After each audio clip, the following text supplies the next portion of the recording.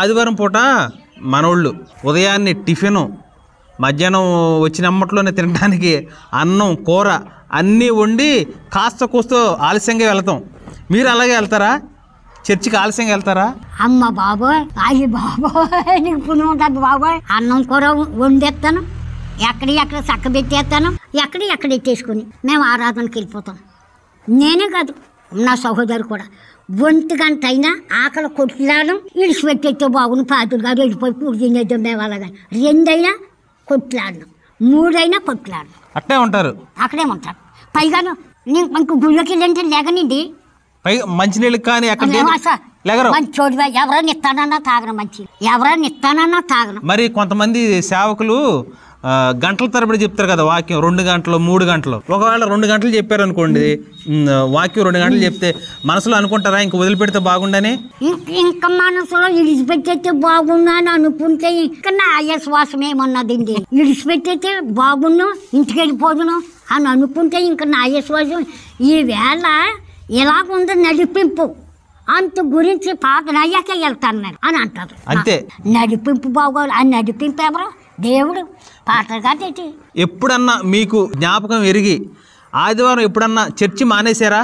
నేను ఆదివారం నాడు కనీసం మా కుటుంబాల్లోనూ నా రక్త సంబంధుల్లోనూ ఏదన్నా సమర్థ కానీ ఏదన్నా కార్యక్రమం వచ్చిందనుకో, లేకపోతే పాదురుగా దినమే వచ్చిందనుకో, ఆదివారం నాడు అమ్మ మీ వదిన గారు రక్షణ పొందుకుందే, ఆదివారం నాడు వచ్చింది దినమా, బైబిల్ మిషన్ పాస్టర్ గారు అన్నారు. మా సొంత వదిన గారు కేసారాడు. బాబా మీకు నమస్కారం, ఆ బైబిల్ మిషన్ పాస్టర్ గారు గట్ట కాదు, అది నాకు అక్కర్లేదు, ఆదివారం ఆరాధన ఉంటుంది, ఆదివారం ఏమో నడిపింపు బాగుంటుంది.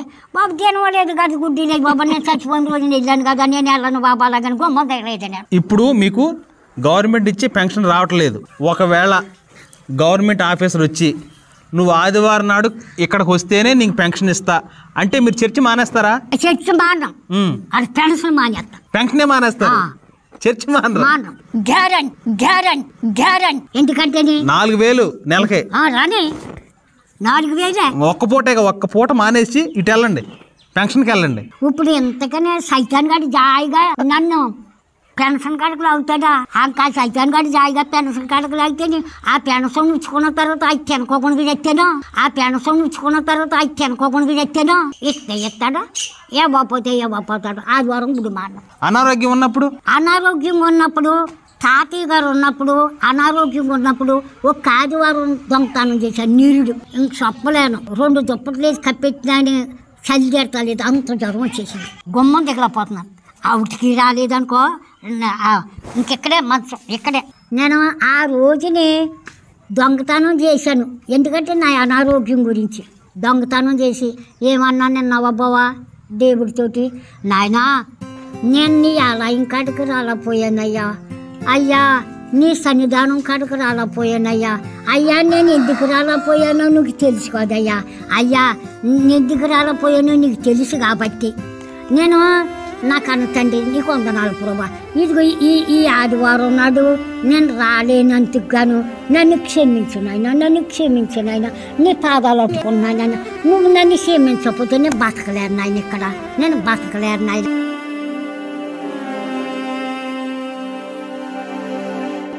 ఎండిన ఎడారి బ్రతుకులో నిందైన ఆశ నీవేగా యేసు, నిందైన ఆశ నీవేగా. ఎండిన ఎడారి బ్రతుకులో నిందైన ఆశ నీవేగా యేసు, నిందైన ఆశ నీవేగా. పడబడి నిన్న పాదములకు తోడు నీవే కదా యేసు, తోడు నీవే కదా. ఎండమాములు చూసి నేను అలసి వేసారి, ఎండమాములు చూసి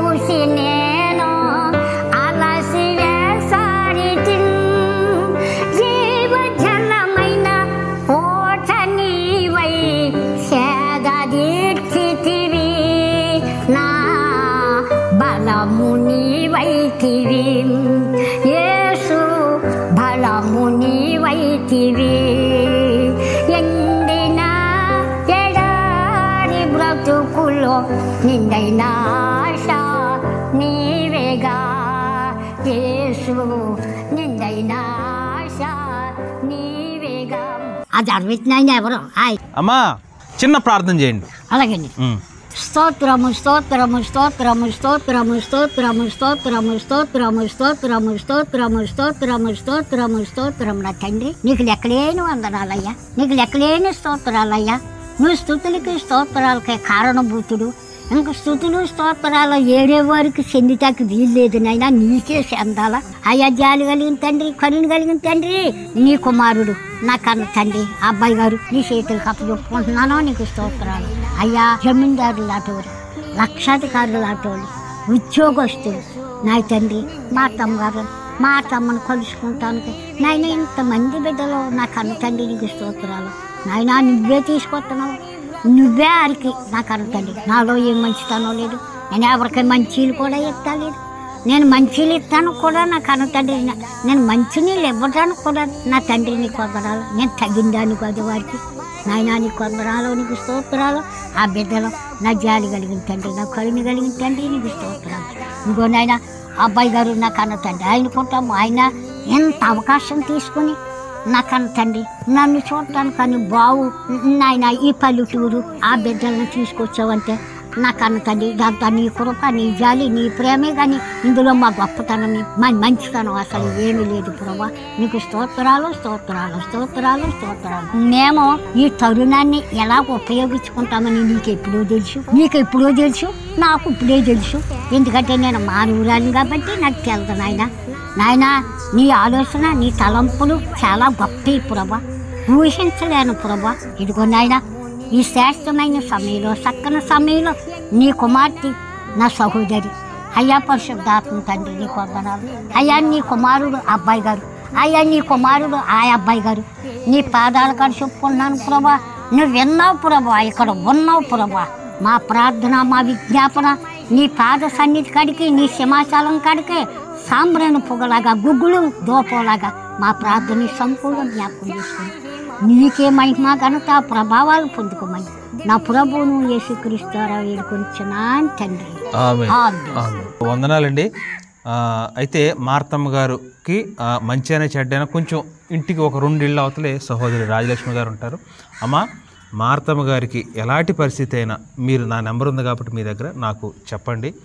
దేవుని చిత్తం అయితే ఏదైనా సరే ఏర్పాటు దేవుని కృపలో మనం చేద్దాము. ఇదండి విషయం. మీరు మార్తమ్మ గారి ఆరోగ్యం గురించి ప్రార్థన చేయండి. ఈ సహోదరి మార్తమ్మ గారికి ఇచ్చిన సహవాసాన్ని బట్టి నేను చాలా సంతోషిస్తున్నాను.